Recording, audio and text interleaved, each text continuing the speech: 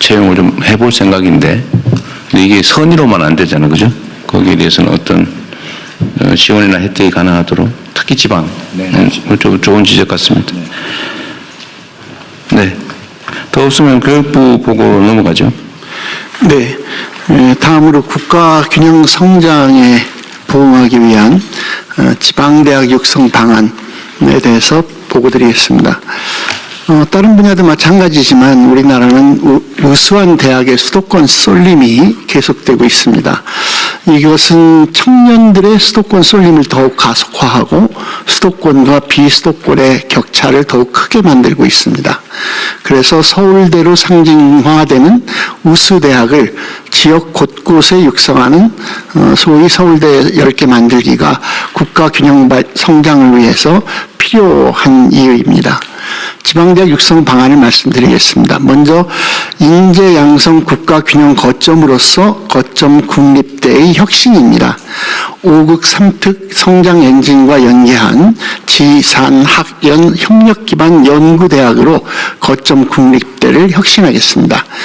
AI 시대의 해외 국가들은 연구 중심 대학과 연구소 그리고 기업체의 역량을 한데 결집하고 혁신적인 공동 연구로 초격차 기술을 확보하려고 애쓰고 있습니다. 우리나라 거점 국립대학도 5극 3특 성장 엔진 분야를 중심으로 학부, 대학원, 연구소를 패키지로 지원해서 특성화 분야의 연구대학을 육성하겠습니다. 특성화 연구대학은 석 박사급 인재 양성과 응용 융합 연구에 집중하는 한편 연구 성과를 기술 이전하거나 사업화해서 산업 성장을 뒷받침할 것입니다.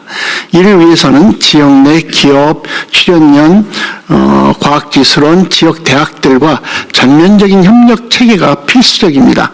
인재 양성과 공동 연구 같은 전면적 협력을 통해서 단기에 거점 국립대의 경쟁력을 끌어올리겠습니다.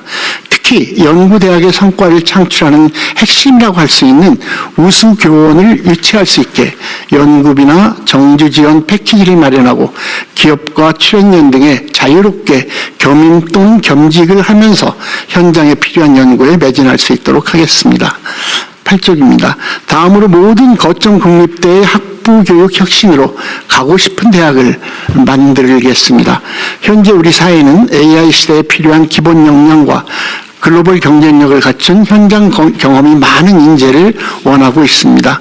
또 최근 한 대학 연구소의 설문조사에 따르면 지방에 있지만 가고 싶은 대학은 어떤 대학이냐라는 질문에 학생과 학부모 청년들은 안정된 취업과 진로 보장 이것이 가장 중요하다고 답을 하고 있습니다. 이런 시대적인 사회적 요구에 부응해서 거점 국립대 학생이라면 누구나 학교에서 AI 기본 교육을 받도록 하고 글로벌 프로그램 참여 기회도 확대하면서 학교의 경제를 허무는 현장 기반 수업을 통해 수업이 곧 스펙이 되는 교육 체계를 만들겠습니다.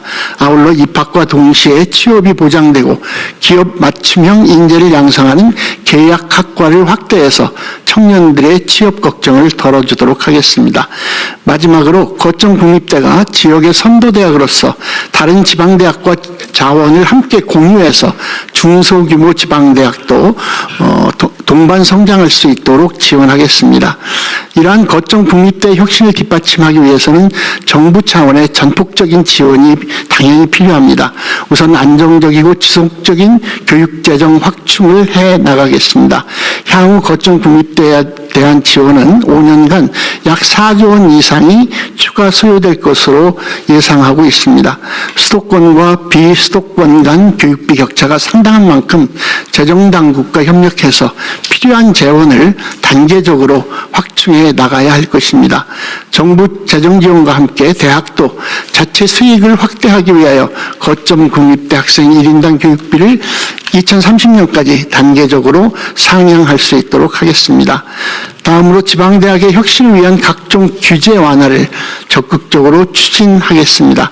지방대 육성법의 고등교육 샌드박스 제도를 활용해서 지방대 교육, 연구 경쟁력 제고를 위해 관계부처와 협의하여 적극적으로 규제를 완화하겠습니다. 마지막으로 이른바 서울대 10개 만들기가 성공하려면 보험부처가 함께 서울 10개 만들기가 병행되어야 한다고 생각합니다. 2024년 국무조정실의 조사에 따르면 비수도권 청년의 43.5%가 더 나은 일자리 기회를 찾아서 지역 이동을 희망한다고 합니다.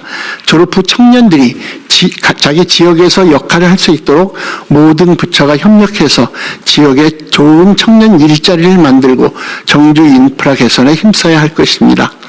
거점 국립대를 중심으로 지방대학의 교육과 연구 역량을 대폭 강화하면 청년의 수도권 쏠림이 완화될 수 있을 것이고 지역 첨단 기업의 인재가 적기에 공급됨과 함께 입시 경쟁 해소에도 기여할 수 있을 것으로 기대합니다. 교육부는 관계 부처와 적극 협력해서 지역 성장을 뒷받침하는 거점 국립대를 육성하고 국가 균형 발전에 기여할 수 있도록 최선을 다하겠습니다. 이상 보고를 마치겠습니다. 고맙습니다. 교육부 장관님하고 교육위원장이 다 지방 출신이죠? 네. 왜 지방 출신을 교육장관과 교육위원장을 했을까 생각해 보셨죠? 네, 생각을 많이 해봤습니다. 우리 교육위원장님 말씀을 간단히 한번 들어보도록 하겠습니다. 이 문제에 대해서. 네, 부산에서 고민을 많이 장관님께서 중요한 말씀 다 하셨는데요. 저는 이제 그 모든 부처에서 결국 국가 균형 발전의 핵심이 그 인재와 기업으로 나타납니다. 지금 기업에는 많은 관심을 가지는데 거기서 일할 인재에 대해서 생각을 가끔씩 놓치는 수가 있다고 봅니다.